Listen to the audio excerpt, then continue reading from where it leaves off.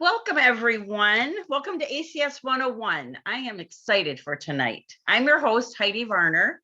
I am one of the volunteer co-leads for our Unified Event Support. Our other co-lead is Selena. I'm not sure if she's on tonight. We are excited to have all of you here. Some of you I can see, some I don't.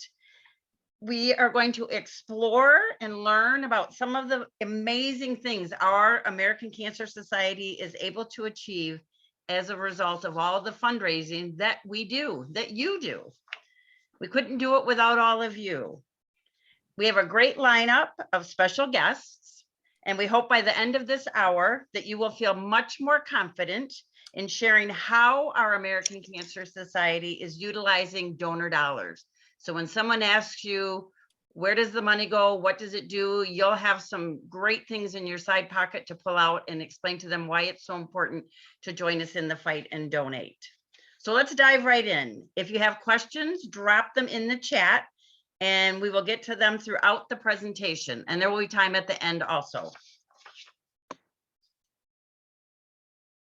As you can see, we're going to have an ACS funded researcher. We're going to talk about transportation grants, our NCIC or the 800 number, a Hope Lodge tour, and then talking about advocacy. Yeah, they'll All hear you. right, so our first guest talking about research is Dr. Anne-Marie McCarthy, a PhD at the University of Pennsylvania. And the American Cancer Society has played a role in most of the cancer research breakthroughs in recent history. We launch innovative, high-impact research to find more and better treatments, uncover factors that may cause cancer, and improve the quality of life for people facing cancer. As the largest nonprofit funder of cancer research in the United States, outside of our federal government, we have invested more than $3.1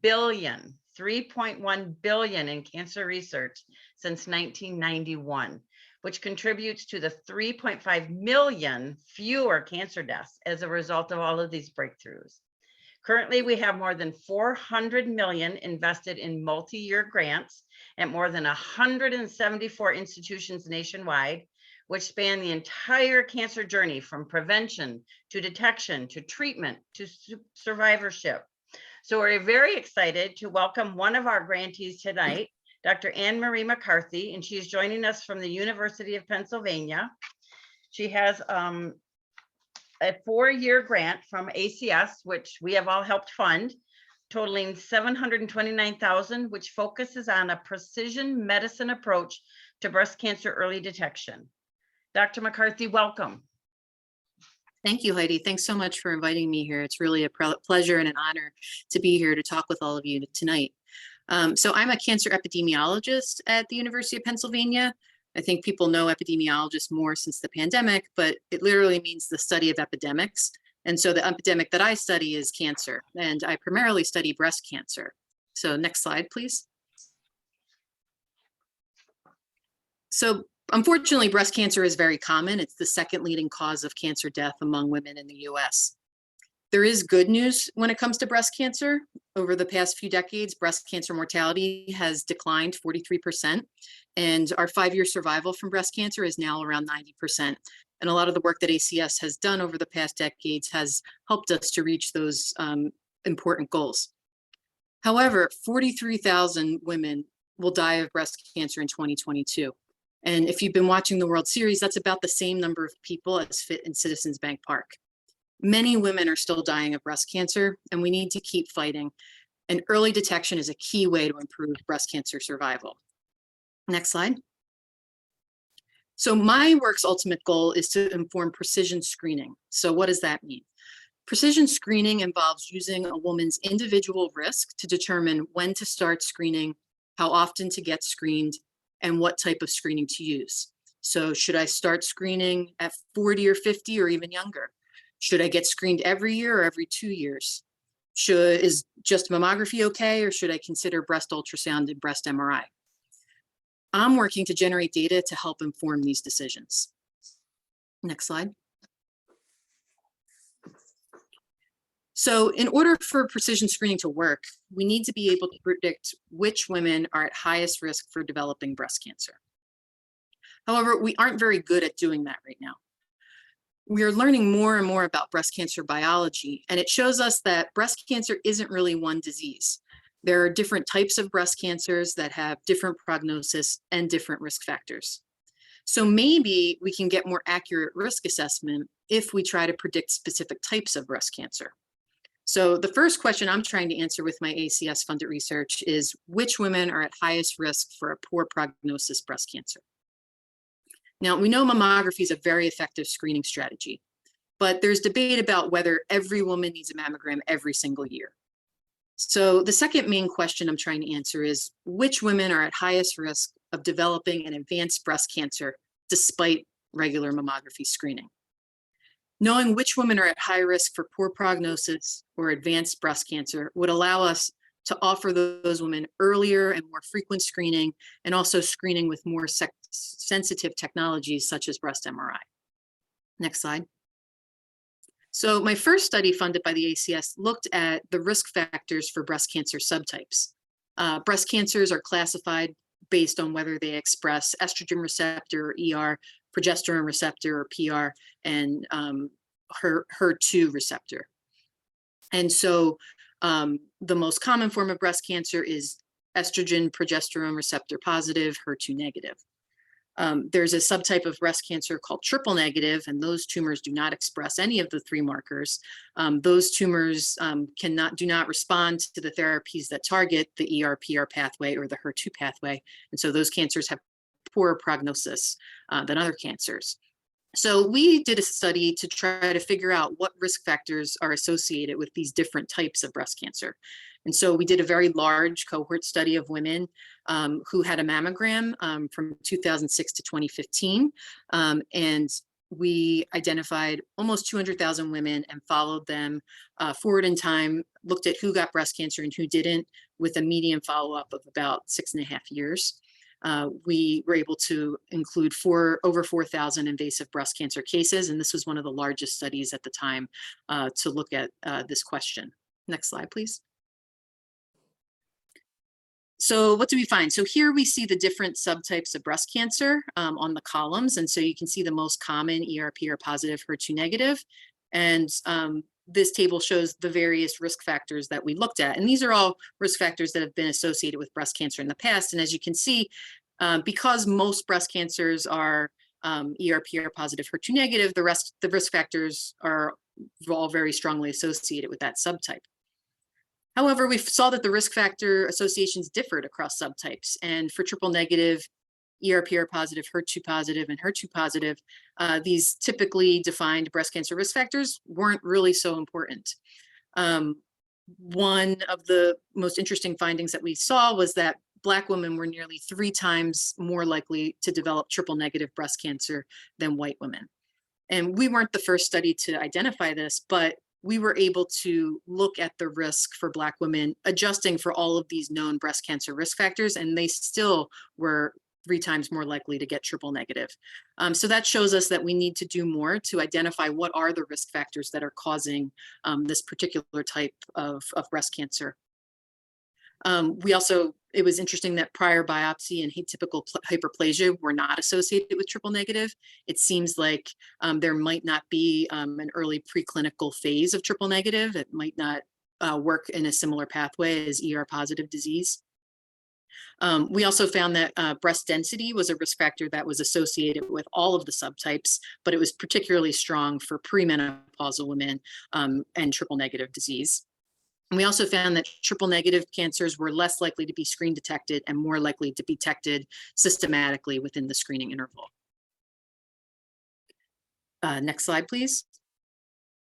So the second big study funded by the ACS looked at short-term risk of an advanced breast cancer after a negative mammogram. So we took a group of women who had a negative mammogram and we followed them for 2 years and saw which women developed not just any breast cancer, but an advanced breast cancer within those 2 years. And we defined that based on the size of the tumor subtype, whether there were lymph nodes involved, and whether there were metastases. So we looked at over close to 300,000 mammograms, around among 70,000 women. We found 357 advanced breast cancers and 988 early stage breast cancers. And we found that breast density, prior biopsy, and a family history of breast cancer were all associated with a short-term risk of an advanced breast cancer. And so these are risk factors that we were kind of expecting. This has been shown in the past. We thought that these might be associated with a short-term risk. The result that had not been previously out there is that women who were overweight and obese had a particularly increased risk of an advanced breast cancer in the short term. And so this is important because this might be useful information to think about screening intervals. So perhaps women who are overweight and obese, perhaps they shouldn't wait for a 2-year screening interval. Perhaps they really need to be screened every other year, since their risk of developing an advanced cancer in a short time frame is high. Next slide. So since I've moved to Penn in 2019, I've been able to expand my research in new directions. I work with Dr. Despina Cantos, who's a computer scientist at Penn, and her lab uses machine learning and AI to identify patterns in breast images called radiomic markers. And so these can be correlated and have been shown to predict breast cancer risk. And so we're combining our radiomic markers with genetics as well.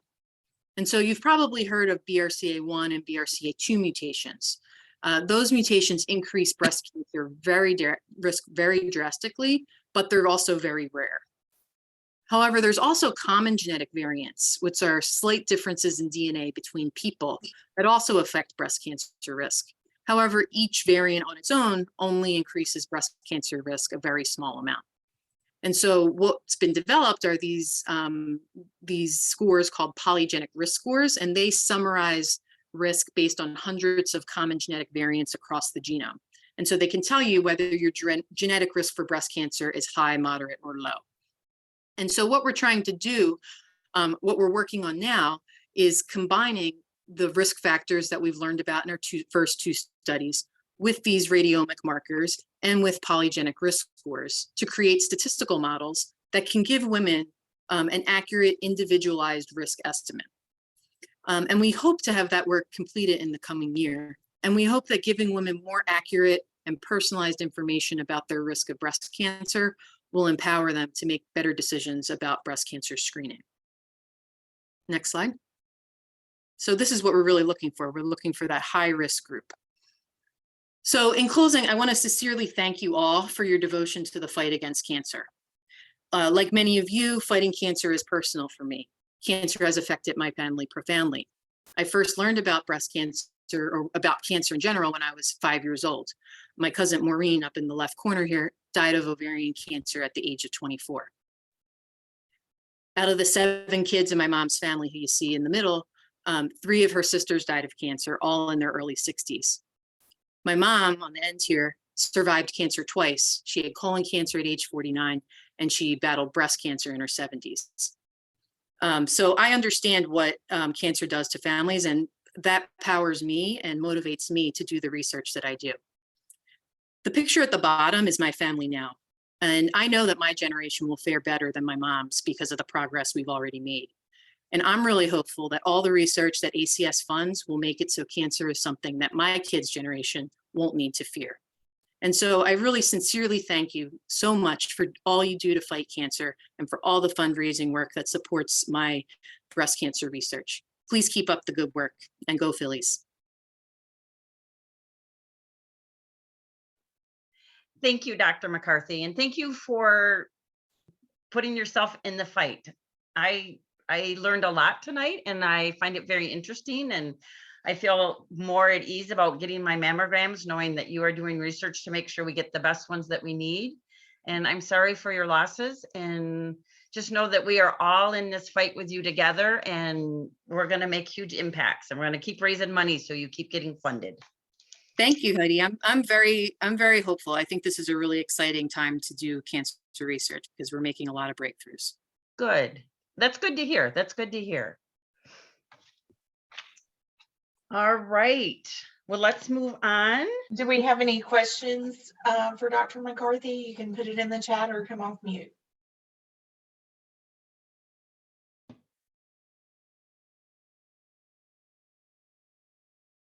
All right, lots of thank yous, lots and lots and lots of thank yous for doing what you do. If you happen to think of a question after the fact, you're welcome to put it in the chat and we will get it to Dr. McCarthy after the call. But thank you so much for coming and joining us, Dr. McCarthy. Thank you so much, and feel free to email me if you have any questions. Nice to Thank see you all. you. Oh, somebody doesn't agree that the Phillies are the best. Sorry. We'll agree to disagree on that one. There you go. There you go. All right. Next, we're going to talk about transportation grants, which is something I just learned about kind of recently. So we have Letitia Thompson, who is the Vice President for Regional Cancer Support, and she's helping to tackle a big issue in the cancer community today, which is getting patients to and from their treatments. So we have poured a lot of resources into tackling this problem. So we're excited to welcome her and help us to learn more about what we're doing with ACS to help people get to their cancer treatments so that they can get their life-saving protocols and become survivors. So welcome, Letitia. Thank you. I'm very glad to be here, and I want to just start out by thanking you guys for everything that you do to make the American Cancer Society as successful as we are.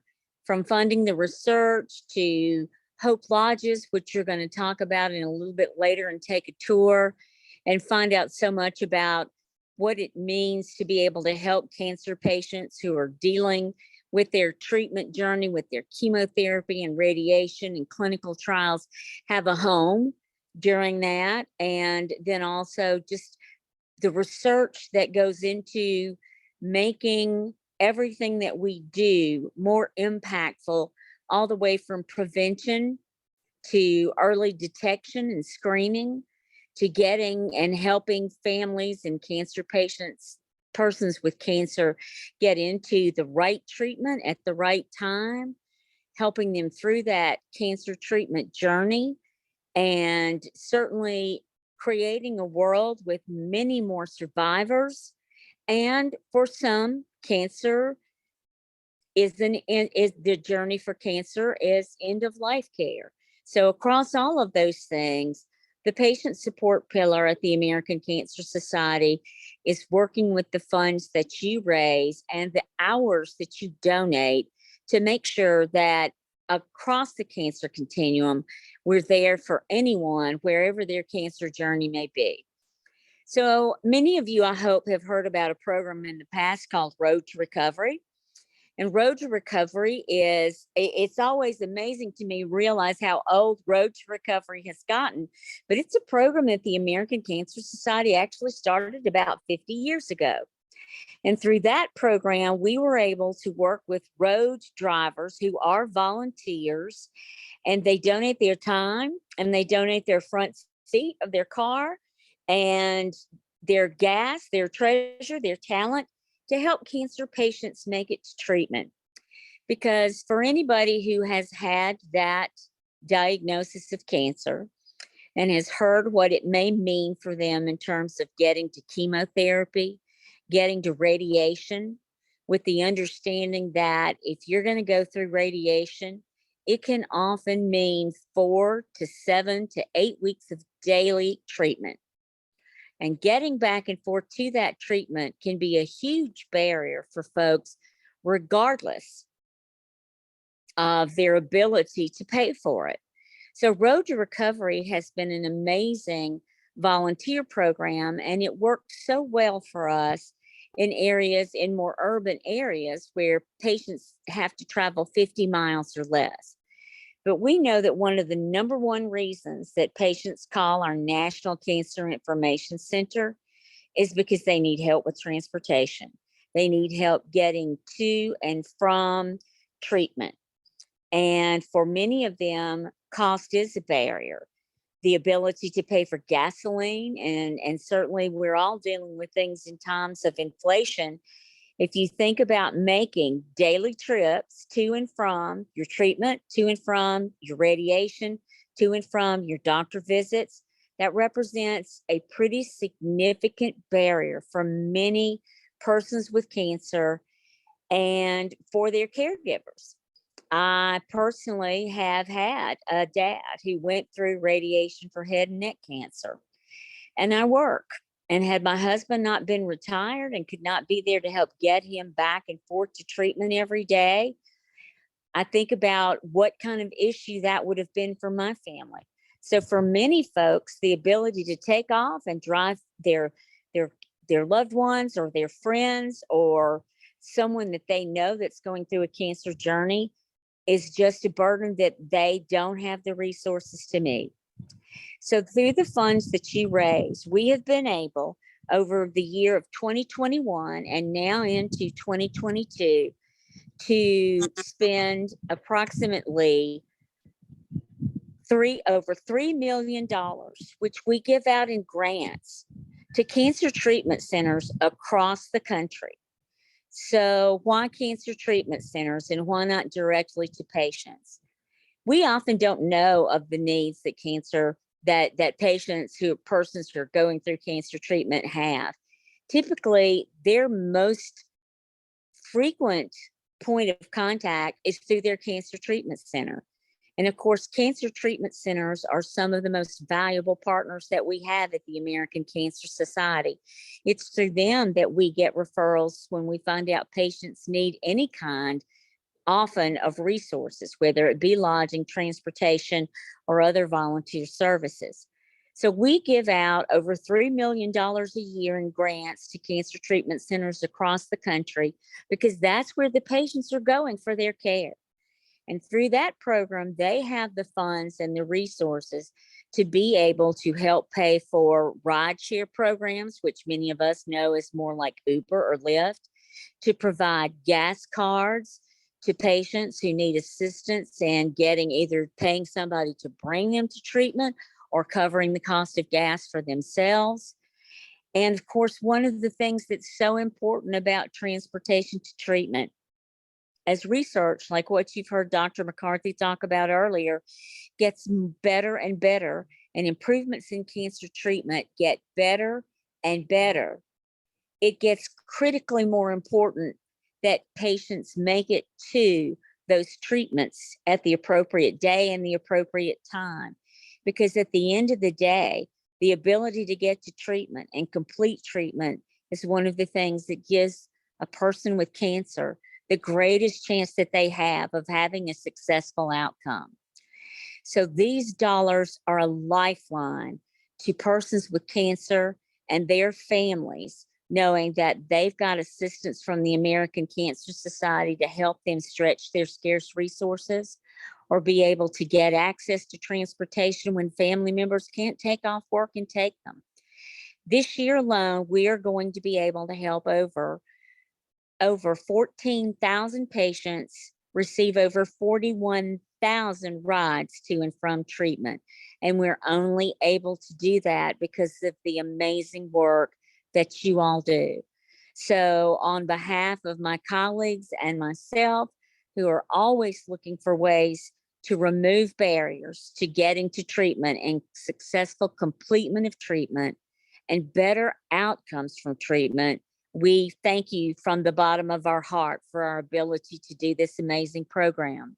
And of course, the more money that we're able to raise, the more we're able to give back out in those transportation grants, and the more persons with cancer we're able to assist.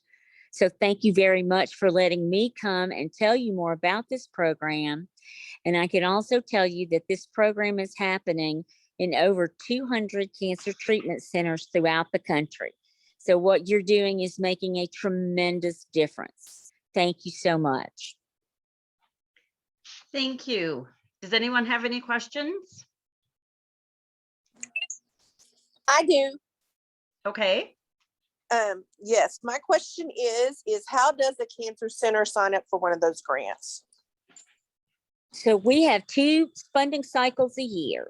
And it's somewhat of a competitive process in that all we really ask our partners to do is to demonstrate to us that, number one, there's a need, which is as easy as falling off a log for our cancer treatment center partners, because they see that need face to face every day.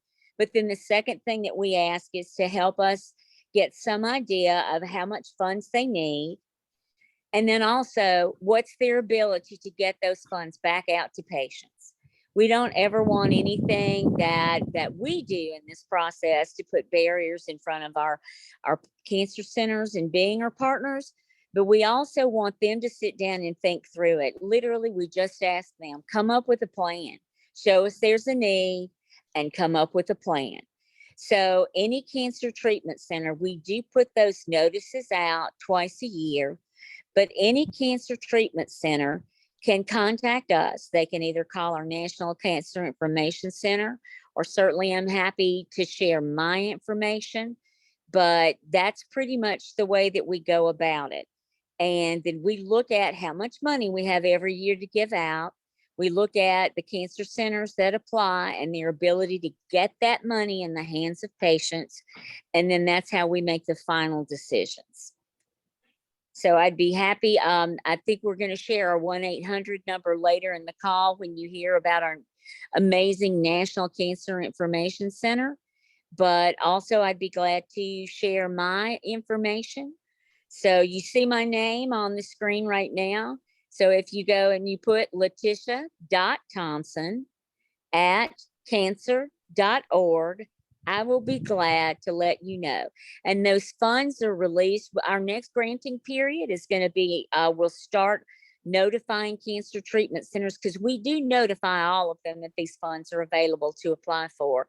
So the next funding requests are going to start in January, and we'll give those dollars out in April. They're for 12 months. And then after that, we'll be able to, we do another round in the fall, and those funds are typically administered in October, and again for 12 months.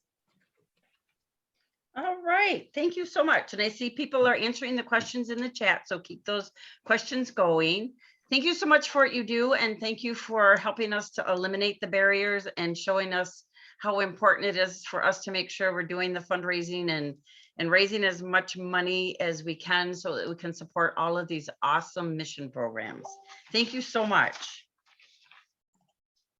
Next, we're going to move on to Haley Gold, who is one of our specialists for the National Cancer Information Center. This is how our cancer patients can tackle some of their issues head on. She works for the NCIC, or as most of us call it, the 800 number.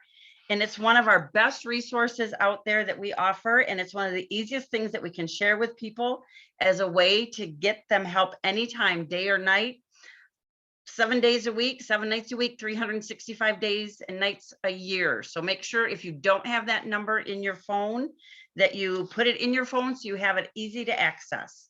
And she'll be sharing that. Welcome, Haley. Thank you. Yes, I'm so excited to be talking with y'all today about the National Cancer Information Center. We like to use acronyms, so you'll hear me refer to it as NCIC, but we are the inbound contact center for the American Cancer Society. Oftentimes we're referred to as the front door for anyone looking to get connected with ACS. We celebrated our 25-year anniversary this year back in January. And we did begin as a brick and mortar operation in Austin, Texas back in 1997. And we actually transitioned to 100% remote workforce back in 2018. So a lot of our staff are still in Austin, but we have staff all across the country and help anyone who calls in from anywhere. And our purpose is really to provide compassionate assistance and support for anyone with questions about cancer. On the next slide, you'll see who actually contacts NCIC, and we get contacts from everyone. So definitely hear from patients and survivors, their caregivers. We do often hear from healthcare systems. Oftentimes, social workers are calling in on behalf of their patients or families that they are supporting. Anyone with questions about cancer, whether they have questions about screenings, risk factors, anything like that. And then also our wonderful volunteers connect with us through the 800 number as well. There are several different ways you can contact NCIC. Our primary channel for outreach is our phone number, the 1-800-227-2345. And that is available 24/7 for support, whether it's nights, weekends. We are open on all holidays, no matter what. So that is our primary channel for outreach, but there are multiple ways to reach NCIC for support. So we do have a system for healthcare systems to fax in requests or referrals for patients that they're supporting to get services. So these requests are assigned to our outbound specialists for follow-up. And again, we have social workers that regularly call in on behalf of their patients as well. We do have local staff and volunteers that refer patients to NCIC as they're promoting our services in the field, which we love. Like Heidi said, it's always something that you can share with anyone you're talking to. It's always a service that's available. And then constituents can visit cancer.org. There you can find our main 800 number for outreach, but we also have a couple other ways to get in contact with us. One is our live chat option on the website. And then we also have some cancer information specialists and nurses that provide video chat options, which is something that we set up during the pandemic when it was a real need for connecting patients and caregivers to our services. And at NCIC, we support a lot of different key services. So our cancer information line is staffed by cancer information specialists, and this is the part of NCIC that is 24/7. These staff empower patients and caregivers to make informed decisions. And we answer questions throughout the entire cancer continuum, from people who are symptomatic to those who are going through a diagnosis, active treatment, some who are asking questions about end-of-life care, and also survivorship. And we do have a team of oncology nurses that assist our cancer information specialists with more complex questions or diagnoses. Our staff are also trained to connect patients and caregivers with resources for any needs throughout that cancer journey. And that does include all of our different ACS programs like Road to Recovery, our lodging programs, Reach to Recovery, as well as connecting them to other organizations that may be able to provide additional support. For specialized support around health insurance, we have a health insurance assistance service that is available Monday through Friday. And these specialists can help patients identify health insurance options for which they might be eligible for. And they also have educated on insurance changes related to the Affordable Care Act. And they share patient stories, data, and trends with the ACS Cancer Action Network, or ACS CAN, to advocate for national policy change. We also have a team of Spanish support specialists available to assist our Spanish-speaking constituents with both cancer information and patient services requests. And we also have a language line to communicate with our constituents who speak languages other than English and Spanish. And then lastly, we have staff that are trained to process donations, answer questions about different ACS initiatives, including things like planned giving, and providing technical support for event website and program needs. And this team also works very closely with our wonderful volunteer support team. And then lastly, I just wanted to leave you with some quotes from real NCIC callers that describe the impact that our staff and services have. And it's truly work that we couldn't do without volunteers and fundraising as well. And I feel really honored to get to work with NCIC and ACS and be able to support the services that everyone is working together to provide. And I'm happy to answer any questions that you might have.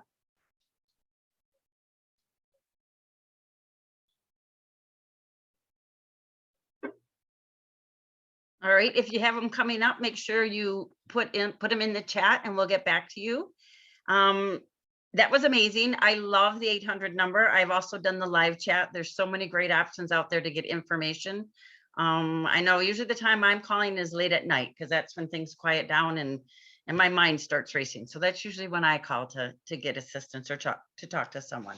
So thank you, Haley, and thank you for everybody at the 800 number. We appreciate what you do.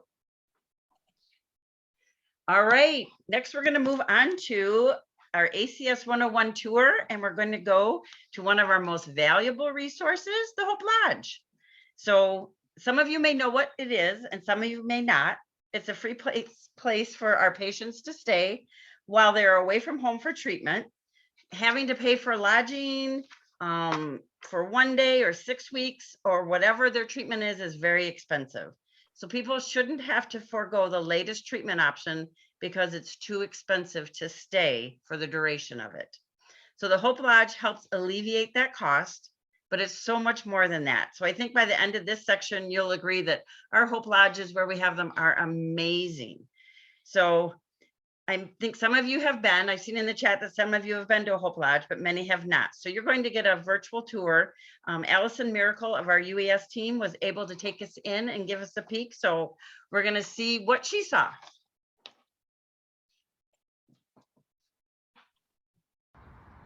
Hi there, my name is Allison. I am on the UES team and I live in Nashville, Tennessee. We're lucky enough to have a Hope Lodge here and I would love to take a few minutes and show you around. Let's go check it out. The Hope Lodge is intended to be like a home away from home while patients are in treatment. This is one of our guest rooms. It's ready to be checked into. There's an amazing donated gift from Pampered Chef. TV. Closet with fresh linens, laundry basket, and then a bathroom and shower. So just trying to make it a little bit more like home while our patients are in treatment here in Nashville. If this is truly a home away from home, we all have to do laundry, right? So each floor has a laundry room and there are closets on each floor with supplies. So guests are able to get detergent, dryer sheets. It's just one more thing they don't have to worry about while they're staying at a Hope Lodge. This is our kitchen here in Nashville. There are 4 sections with 2 sinks, 2 dishwashers, 2 stoves, a microwave, pretty much every appliance or utensil you could think of.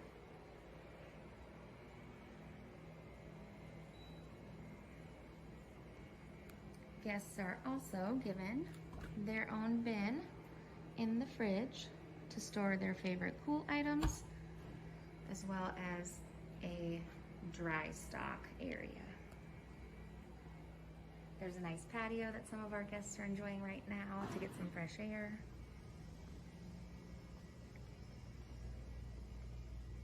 And then we also have the community pantry. Donated items or sometimes leftover items when patients go home will get put here. Kind of a first come, first serve, as well as an ice machine and a community fridge and freezer. This might be my favorite part of the Nashville Hope Lodge. This is our reflection room. It is so peaceful, and just look at that amazing stained glass. Nashville is considered Music City, so we should probably have a touch of that here in the Hope Lodge as well. This is one of our family rooms. So much like a family room at home, it's a place to relax, put together a puzzle, watch a movie. Just a nice break from the guest room. Here in Nashville, we are proud to have our professional sports teams, and we're extremely excited that the Titans sponsored our exercise room. So they recently updated the equipment, fresh paint, new pictures. We are happy to cheer them on, and we are so thankful that they support our American Cancer Society.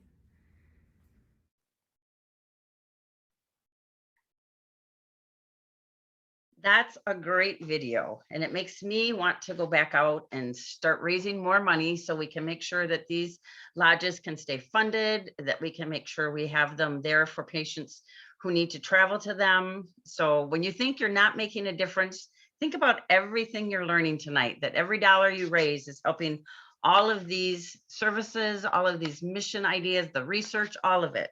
You are making a huge impact. So now it's me. You've heard a couple of the speakers talk about advocacy, talking about working with our legislators, our researchers, need us to make sure we're getting funding from the federal government after they're done with their ACS grants so they can continue on with the research.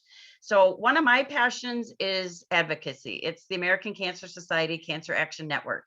And I don't want you all to gloss over and roll your eyes because I know some of this is confusing for people. So I want you to realize that ACS and ACS can go hand in hand. We can't do anything unless these two organizations are working together. So for over 20 years, we have been empowering volunteers like yourself, and I see many of you on this call, to use your voices, to make them heard, and we're influencing public policy changes that saves lives from cancer. The reason ACS CAN was started is because we realized that the biggest impact we can have on cancer is through public policy. And ACS as a nonprofit can only use so much of a donor dollar for lobbying. So they realized over 20 years ago, we need a lobbying arm made of grassroots volunteers like ourselves who are willing to share their stories with their legislators, talk to their legislators, make phone calls, send letters to the editor, make sure our legislators know that cancer needs to be in the forefront on every decision that they make. And we do make amazing differences. So we have improved the lives of people with cancer and their families. We advocate at state, local, federal levels. There's a huge army out there. And if you're not one of us yet, I encourage you to join. It's $10 a year. We have people in every state who can help train you to use your voice and to tell your story. And I know our next training, we're going to be talking about crafting your story. So there's a lot to learn about ACS CAN, but the biggest thing to remember is it's nonpartisan. We don't ever support any candidate. We don't ever give candidates money. What we do is we advocate on behalf of cancer patients for our asks at the state and national level with whoever is in office. And we work to build those relationships and hopefully get them to understand that every one of us, everybody who shares their story, everybody who answers that email alert, everybody who makes that phone call is a voice of someone either battling cancer, has battled cancer, is a caregiver, has lost someone to cancer. And as you build your relationships with your legislators, they will tell you that hearing the stories of cancer advocates is very impactful. It makes it very hard for them to ignore those budget line items when we ask for more cancer research, when we ask for them to push for screenings, when we ask them to push for palliative care items. Every one of those stories that you tell, every face that we share, those pop back in their minds and they realize their constituents are expecting them to keep cancer in the forefront. So we have lots of the stats that we can get to you, but most importantly, I want you to know you yourself can make a huge difference with that $10 yearly membership. And I would love for you to learn more. You are welcome to reach out to me anytime. I'm happy to share my story. I'm alive today because of the free screening that's available through funding pushes for the BCCCP program for breast and cervical cancer. If that cervical cancer screening wasn't available, I would be dead. And my 3 daughters would not have a mom. I would not have my grandkids. I would not be here sharing this time with you because I didn't have insurance. I didn't have any way to get access to care. And when that program was made available to me and I realized how many women we don't reach, that's when I realized as a survivor, it's my responsibility to use my voice to advocate for those who cannot. So if you haven't yet joined, I urge you to join us. Add your voice to ours. It is exciting to do it and it's fun to build those relationships with other volunteers in your state and across the country, and we don't ever leave you stranded. We will help you get the information that you need and help you learn how to talk to your legislators. So consider joining. If you guys want to go ahead and put my email and my phone number in there, go ahead and share it, and anybody can reach out to me. Anybody have any questions?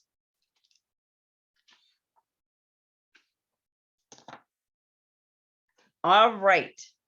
Well, this has been quite a fun night for me. I've learned lots, and we've learned about our ACS mission. So I hope all of you have learned something that you can take away when you're asking people to donate. You can say, this is where your dollar will go. This is why it's important to buy that luminaria. I know it's making me excited to get back out there and fundraise and to support ACS and to share ACS's mission and let other people know all the wonderful things ACS is doing in their communities. We don't have a lot of time left, but we have time for questions. So if you want to ask questions in a minute, we'll take your questions. Save on your calendar, November 17th. That will be our next summit call.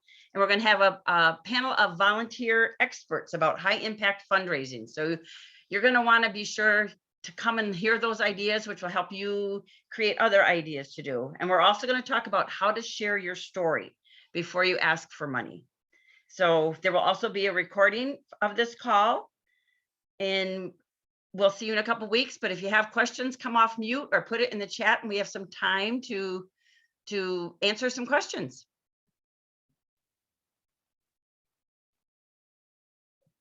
Don't be shy.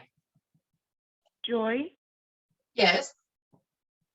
Hi, this is Michelle Harris Dixon calling from Nevada. I just want to tell you thank you very much for this summit. And as the lead SLA, I am very proud that you mentioned ACS CAN to folks and show them what the importance of it is.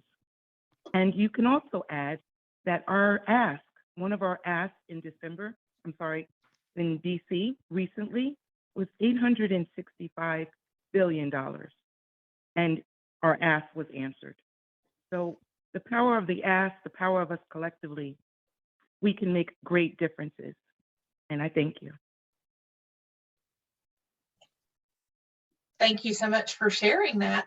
And somebody had asked if the presentation would be available, the recording of this call, and we'll do the PowerPoint as well as the Hope Lodge video. That will all be on acsempowered.org/UES Fall Summit 2022, as well as the RSVP to the next call on November 17th. So I hope everybody's getting signed up for that.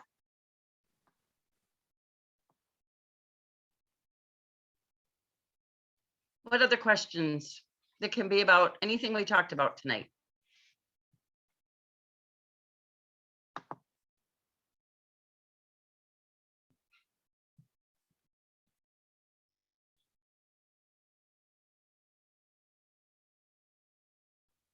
No question is a dumb one.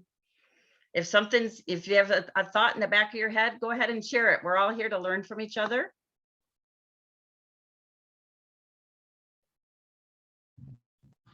I'll raise my hand. This is Pam from Nevada. I really enjoyed listening to all the speakers and all of the new information. I was particularly thinking about Dr. McCarthy. I feel like in the last few weeks, I've seen more stories about men and breast cancer. And so I'm just curious if, any of her research is reflective of the men's cancer, or, is it totally separate? So that was just kind of pondering in my mind. We can definitely ask her and see if we can get an answer on that. And if you ever want to know, like what the American Cancer Society is currently funding, you can go to cancer.org/research, and or there's a tab at the top on cancer.org that's research, and it says currently funded research, and you can look at it by state. So you can see if there is anything in your state that is being funded, but it's also categorized by type of cancer. So if you're curious about a specific type of cancer, and if we have an active grant going on for like men's breast cancer, you can definitely go on there and look in that under the categories and see if there's anything currently being funded for that. I know we just rolled out some new funding for some new grants about 2 weeks ago. So I haven't looked at the full list of what we just funded, but there's brand new stuff twice a year that comes out.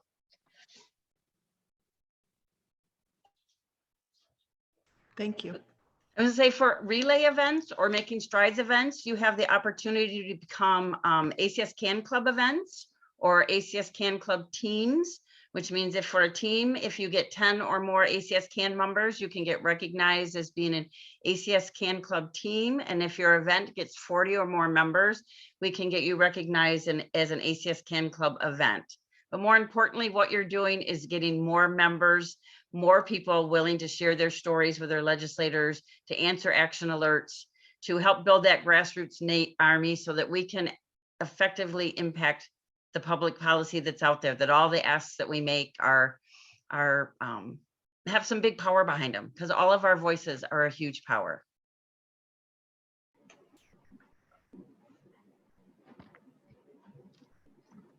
Heidi, I do have a question, more a general question too, because this is the first of these talks I've been to. Are these, I saw the fundraising one coming up, are these quarterly or how often are these done? And are there different topics that you guys do? Are these new? Like, I really like this format. This is great information to pass on to our community and just to know in general. Oh, good. I'm glad you're enjoying it. We had one 2 weeks ago, which you can get the recording for. This is our second fall summit, but we also hold trainings throughout the year. So if you're not part of our permanent remote Facebook group, let me know and we'll get you added in there, because we put in trainings. There's accounting trainings that are held. There's information that we put out. If people have an interest in something they want to learn about, and there's people who want to do another online training, we'll go ahead and set that up. As volunteers, my job as a volunteer is to help all of you be better representatives in your community of ACS, because that is truly what we are. And have the tools.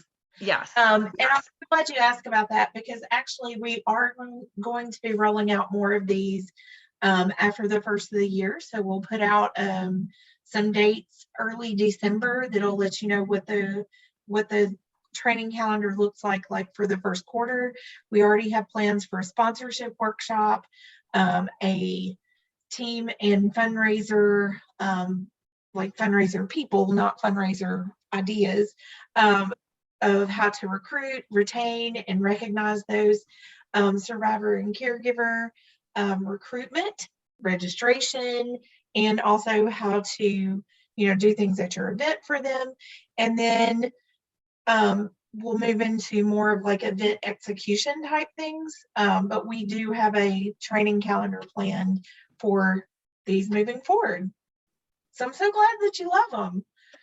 Me too, because I learn things. So I'm very excited to learn from all of you and learn from our experts out there and share ideas and make a huge impact in our fight against cancer. Any other questions before we let you have a few minutes of your night back? Allison, you are welcome. It is my honor to be able to do this. There was one question in the chat about Hope Lodge's reopening. As far as I know, I think all of them have reopened post-pandemic. Some do have some restrictions because of COVID.